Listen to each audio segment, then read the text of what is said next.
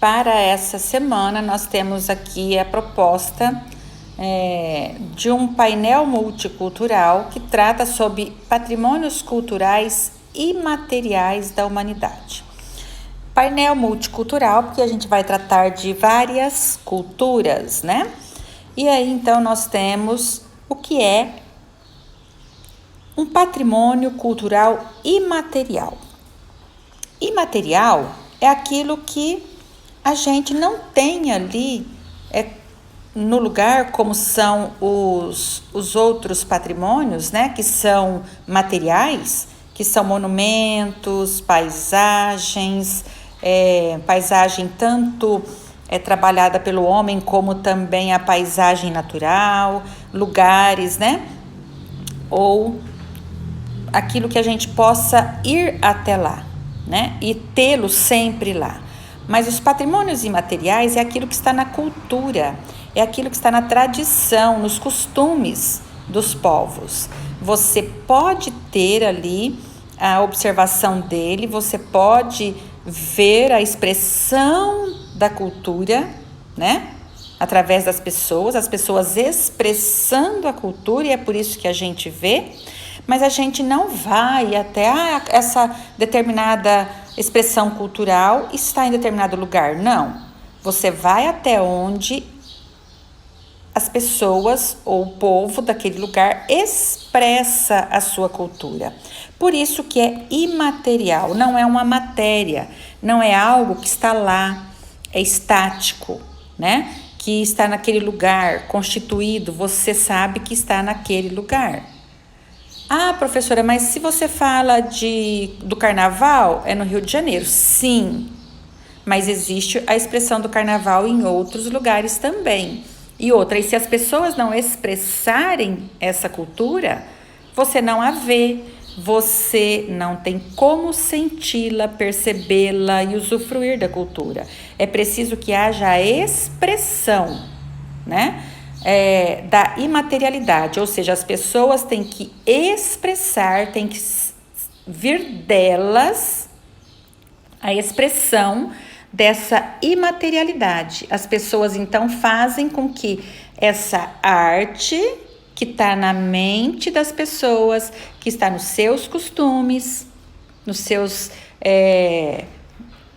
nas suas práticas ali de cultura mesmo, ela tem que expressar para que ela possa existir. Se ninguém expressar, ela não existe por si só. Então, são os costumes, são aí as tradições das pessoas, tá certo? De um povo. Então, isso são heranças culturais. Então, tudo aquilo que é cultura imaterial é aquilo que está na herança cultural. Aquilo que vai passando, né, de geração para geração. E essa manifestação, ela continua acontecendo sem dissipar-se no tempo, né? E ela continua sendo manifestada. Então, é preciso que as pessoas tenham em si esse valor e que manifestem esse valor cultural que elas carregam de geração em geração. Então, para que a imaterialidade aí, né, desses bens seja expressa, tem que as pessoas se expressarem. Se as pessoas não se expressarem, elas não existirão, ok? Então, por si só, elas não existem. Por isso que é imaterial. Porque você não pega, você não põe a mão, você não fotografa sem que as pessoas expressem, né, através das suas ações, a imaterialidade, que é a arte, os costumes, a cultura, essa herança cultural que os povos trazem, né, de geração em geração. Essas expressões culturais e materiais, elas são manifestadas em grupos, né, ou individualmente, em toda a parte do mundo, né, que conserva e transmite aí todos esses valores.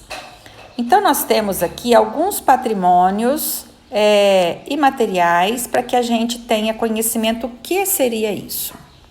Então, nós temos aqui a imagem de um homem que está tecendo aí um tapete com a técnica conhecida como chitá. Então, nós vamos ver que o chital Chitalpate é uma arte, quer dizer, tradicional de tecelagem de fibras de planta conhecida como murta. E fabricam aí tapetes artesanais, lá em Bangladesh, na Ásia. Veja bem, se o humano não expressa essa arte que ele tem em si, ela não existe. Então, ela é imaterial. Ela existe desde que alguém a conheça e a tem, e através da ação humana essa arte é expressa. Aí ela se materializa, entendem? Por isso que ela é imaterial. Porque se eu, Vilma, vou tecer aí o Chitalpate, eu não sei. Então eu não... Ele é imaterial. Eu preciso conhecer, eu preciso ter essa imaterialidade, essa arte conhecida por mim, passada de geração em geração, para que ela se materialize. Então, por isso que ela é imaterial. Eu, Vilma, não consigo fazer um tapete aí nesta arte, porque não faz parte dos meus costumes, não faz parte do meu conhecimento cultural, das minhas tradições. Então, por isso que é o patrimônio imaterial de um determinado povo. Quem expressa, então, eles estão pegando a arte, que ela é imaterial, e está transformando num objeto material que é o tapete. Então, nós temos aí que esse resultado é a imaterialidade, tá certo? Assim como o carnaval, né? Então, nós temos aqui a arte, que é uma imaterialidade, né? Uma arte que é uma técnica conhecida como chital, e aí nós então temos o resultado da expressão dessa arte. Isso é um costume local lá de Bangladesh. Aqui nós temos o carnaval, mas não é o carnaval brasileiro, ok? Isso aqui, ele existe a partir do quê? Existe a partir do costume de um povo da Bolívia, que hoje é a Bolívia, esse lugar. Então, esse povo considerava que esse lugar onde eles viviam era sagrado. E que, então, eles viveram ali milhares e milhares de anos, né? Esse povo com essa consideração aí do lugar como sagrado. Então, eles realizavam ali nesse lugar festas religiosas, em homenagem aos deuses, ao longo do tempo, de muitos e muitos anos, né? Essas festas, então, elas foram transformadas hoje no Carnaval de Oruro, né?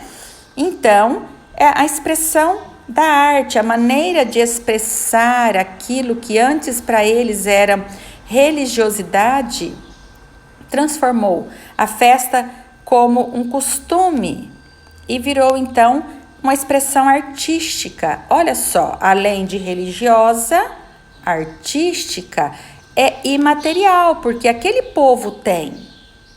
Eu não tenho. Se eles não expressam a arte, eu não tenho conhecimento, ela não existe. Por isso, ela é imaterial. A expressão artística, aquilo que você não pega, aquilo que você... Não é só a questão do artístico, da imaterialidade. Aquilo que você só tem porque determinado povo expressa essa imaterialidade.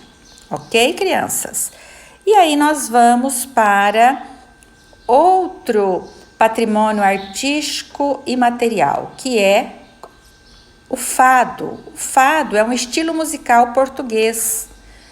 Então, veja bem, esse estilo musical, geralmente ele é cantado por uma só pessoa, que é chamada o fadista, aquele que canta o fado, e acompanhada aí por o som de um violão ou uma guitarra portuguesa.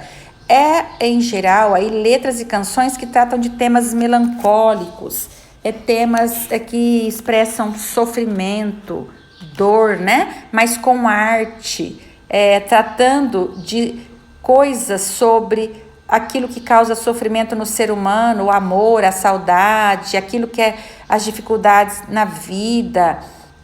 Ou então ainda podem tratar de temas alegres, como acontecimentos engraçados do cotidiano. Então, veja bem, o fado é uma expressão artística musical De onde? Dos portugueses. Se não existe o fadista, aquele que interpreta, que expressa essa arte musical, esse estilo musical, ele não existe, ele é imaterial. Você não pega o fado. O fado é o estilo musical que é representado, interpretado por um fadista, por um cantor de fado.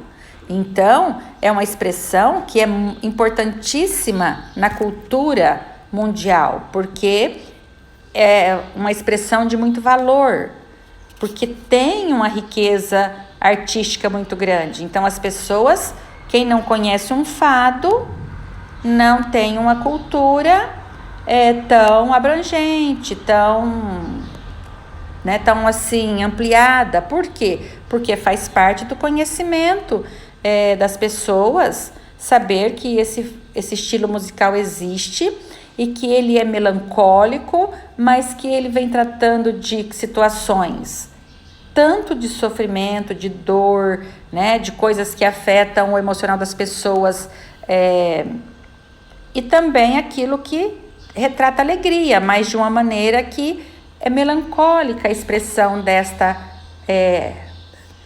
emoção, né? Através da arte, e, portanto, nós temos que isso é uma imaterialidade, está lá no costume desse povo, lá dos portugueses. O fado é uma tradição cultural, musical dos portugueses. Somente os portugueses cantam o fado, no sentido de tradição, né? Outros podem cantar por riqueza cultural, mas a tradição da existência do fado é em Portugal, então é um patrimônio imaterial. E o balafon, e nós vamos ver aí que o balafon é um xilofone, é um instrumento musical, olha aqui, de origem africana, né? Então, feito com teclas de madeira, então construído em madeira. E ele veio surgindo aí ou de bambu também as teclas, tá bom? E ele veio aí com diferentes tamanhos, produzindo sons e batidas de hastes. É um instrumento aí bastante complexo, né? Bastante rico. E ele é um símbolo de identidade para a comunidade Senufo. A comunidade Senufo são ali pessoas, né, que vivem nos países africanos. Então, nós temos ali quais são os países da África onde o xilofone, aí esse balafon, é bastante utilizado como instrumento musical. Lá em Burkina Faso, Mali, Costa do Marfim, onde ele é muito conhecido e conhecido como segele, né? O balafon, ele é tocado em festas funerais e é aprendido pelos músicos ainda na infância. Então, é um instrumento de muito valor cultural aí para os africanos, principalmente desses lugares, né, que nós falamos aí, que já na infância as crianças aprendem a tocá-lo. Aqui no Brasil, vamos imaginar, toca violão. As crianças vão aprender a tocar violão na idade mais tenra, ou seja, mais nova. E lá é o balafon, quer dizer, um instrumento muito valorizado, que é muito utilizado, que faz parte da cultura deles.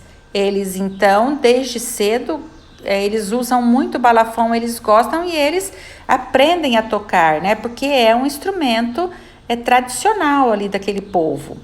Então, veja bem que ele tem maneiras para serem tocadas, né? E aí, então, isso trouxe para a humanidade o reconhecimento desse valor cultural, porque ele é muito rico, é uma coisa que vem dos costumes e da cultura daquele povo e que todo mundo reconhece a importância e também a utilização desse instrumento como expressão cultural, né? E musical, lógico, musical, cultural, tá bem, crianças?